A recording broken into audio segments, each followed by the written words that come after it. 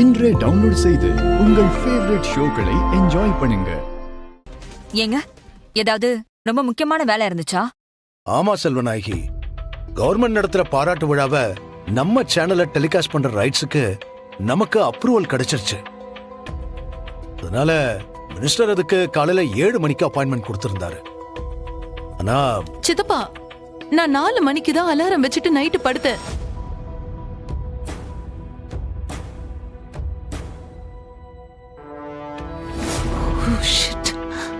Minister BA வேற 4 தடவை எனக்கு கால் பண்ணிருக்காரு. எப்படி சத்தம் கேட்காம இருந்துச்சு? ஐயோ, என் போன் வேற சைலண்ட்ல இருக்கு.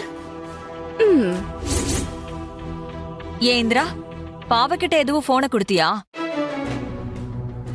இதுக்கப்புறம் எப்படி அந்த ப்ரோக்ராம பேசி வாங்க போறோம்னு தெரியல. ஏற்கனவே ரொம்ப யோசிச்சுதான் நமக்கு டெலிகாஸ்ட் ரைட்ஸை கொடுத்தாங்கம்மா. இதுக்கப்புறம் நமக்கு வரதே டவுட் தான்மா. எதுக்கு அப்படி பண்ண? என்ன பண்ண? புரியல. அண்ணியோட கிளாக்லாம் அலாரமா எதுக்கு மாத்தி வச்ச? ஹைலி, நீ என்ன சொல்ற? எனக்கு ஒண்ணுமே புரியல. அது இருக்கட்டும், நான் எதுக்கு அலாரத்தை மாத்தி வைக்கணும்? அப்படியே அரஞ்சனா பாரு. எனக்கு எதுவும் தெரியாதுன்னு நினைச்சிட்டு இருக்கியா? இங்க இருக்கிறவங்க மொத்தவங்க வேணா உன்னை நம்பலாம், ஆனா நான் உன்னை நம்ப மாட்டேன். நேத்து நைட்டு அண்ணி ரூம் பக்கம் உன்னை பார்க்கும் போதே நினைச்சேன் இப்படி ஏதாவது பண்ணுவேன்னு. இப்போ அதே மாதிரி நடந்துருச்சு.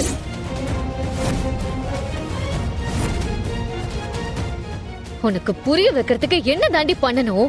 எதுக்கு இப்படி பைத்தியக்காரி மாதிரி நடந்துக்கிற? நீ இந்த வீட்டோட மருமகரத்தி இப்படி எல்லாத்தையும் தப்பு தப்பா பண்ணி உன் பேரையும் மத்தவங்க உன் மேல வச்சிருக்கிற மரியாதையும் ஸ்பாயில் பண்ணிடாத.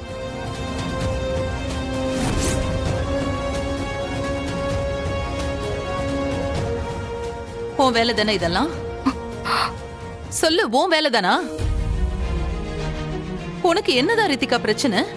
எதுக்கு எப்ப பார்த்தாலும் சின்ன குழந்தை மாதிரி ஏதாவது தப்பு பண்ணிக்கிட்டே இருக்க? நீ அலாரம மாத்தி வச்சதால இப்ப எவ்வளவு பெரிய பிரச்சனை வந்திருக்கு தெரியுமா? ஏமா, எதுக்கு இப்படி பண்ண? இப்போ இந்திரா அங்க போகாததுனால அந்த ப்ரோக்ராம் வேற சேனலுக்கு போயிடுச்சு. உனக்கு தெரியுமா? அது ப்ரோக்ராம் போனாலும் பரவாயில்லமா, ஆனா நம்ம சேனலுக்குன்னு இருந்த நல்ல பேரு இதனால எவ்வளவு டேமேஜ் ஆயிடுச்சுன்னு உனக்கு தெரியுமா? ஐயோ மாமா, நான் அப்படி எதுவும் பண்ணல. ஒத்துக்க மாட்டல்ல? இந்த இந்திராணி ஒரு விஷயத்தை ப்ரூவ் பண்ணணும்னு முடிவு பண்ணிட்டா எந்த எக்ஸ்ட்ரீமுக்கு வேணா போவான்னு இன்னைக்கு உனக்கு தெரிய போகுது. அண்ணி, ஆமா, நான் தான் அலாம மாத்தி வச்சேன்.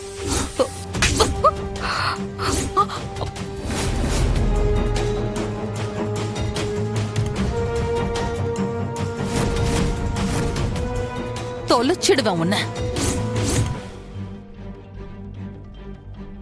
இப்படி சொந்த வீட்டுக்கே கெடுதல் பண்ண நினைக்கிறியே, நீ எல்லாம் ஒரு பொண்ணா? அந்த டைமோட வேல்யூ உனக்கு தெரியுமா?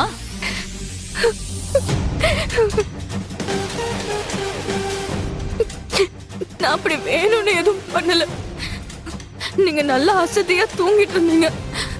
இன்னும் கொஞ்ச நேரம் ரெஸ்ட் எடுக்கட்டும்னு தான் நான் நீங்க வச்ச அலாம் டைம் மாத்தி வச்சேன்.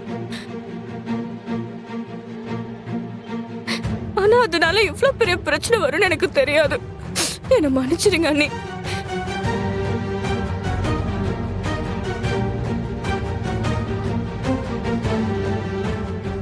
ஏன் ரித்திகா, அத இந்திராணி கிட்ட ஒரு வார்த்தை சொல்லிட்டு பண்ணியிருந்தா இவ்ளோ பெரிய பிரச்சனை வந்திருக்காதுல்ல? இந்தாம்மா, கேட்டுக்கிட்டியா? ரித்திகா ஒன்னும் வேணும்னு பண்ணல, தெரியாம தான் பண்ணியிருக்கான். உடனே என்னவோ கொலை குத்தத்தை கண்டுபிடிச்ச மாதிரி வேகமா என் மருமகளை கூட்டிட்டு வந்து விசாரணை செஞ்சிட்டு இருக்க. உன் நிலைமையில இருந்து யோசிச்சு பார்த்தா உன் கஷ்டம் என்னன்னு புரியுது. அதனால இனிமே என்ன வேற ஆளா நினைக்காம உன் அம்மாவா நினைச்சுக்கோ. ஆனா சிட்டினே கூப்பிடு.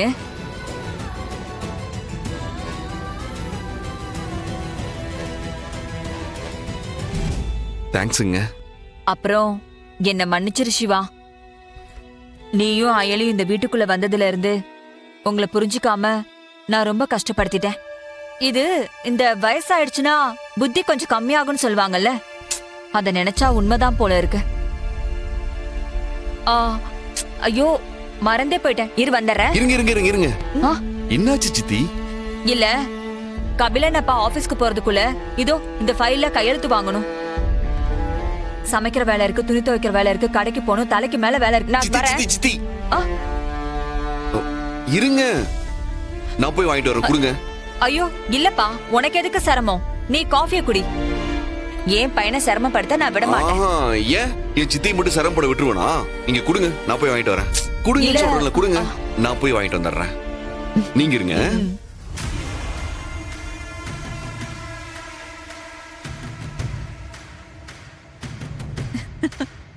முட்டா பையன், சரியான முட்டா பையன். எதை சொன்னாலும் நம்புவான் போல இருக்கு. போ போ, இன்னைக்குதான் நீ இந்த வீட்ல இருக்க போற கடைசி நாள். இன்னைக்கு மொத்த குடும்பமும் சேர்ந்து உன்னை எப்படி அசிங்கப்படுத்தி அனுப்ப போறாங்கன்னு மட்டும் பாரு.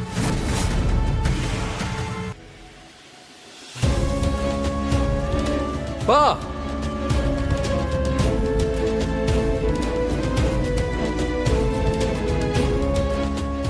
ஏய் கபிலா, என்னப்பா பண்ணிட்டு இருக்கீங்க? ஏண்டா இதுல சைன் தானே பண்ண போறேன். பா இத படிச்சு பாத்தீங்களா? இல்லையேடா.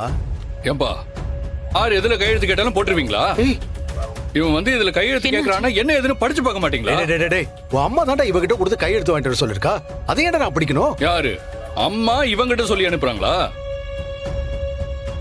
ஏன்பா இந்த வீட்ல என்ன நடக்குதுன்னு எல்லாருக்குமே தெரியும். அதுலயும் அம்மாக்கு இவனை பிடிக்காதுங்கிறது நம்ம செக்யூரிட்டி வரைக்கும் தெரியும். அப்படி இருக்கும்போது இவங்கிட்ட கொடுத்து அனுப்புவாங்களா?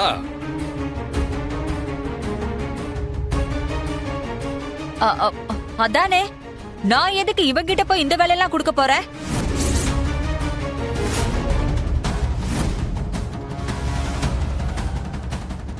ஏங்க நீங்க என்ன 40 கிலோமீட்டருக்கு அந்த பக்கமா இருக்கீங்க? இங்கே தானே இருக்கீங்க. எனக்கு வேணும்னா நானே வந்து உங்ககிட்ட கையெழுத்து வாங்கியிருக்க மாட்டேனா? இல்லனா இதோ என் பிள்ளை கபிலன் இருக்கான், அவங்கிட்ட கொடுத்து கையெழுத்து வாங்கியிருக்க மாட்டேனா? இது என்னங்க கூத்தா இருக்கு? என்ன சித்தி இப்படி மாத்தி பேசுறீங்க? ஏய் நீங்க தானே என்கிட்ட கொடுத்து கையெழுத்து வாங்கிட்டு வர சொன்னீங்க. ஏய் என்னது சித்தியா? யாருக்குடா சித்தி? நான் என்ன உன் அம்மாக்கு தங்கச்சியா?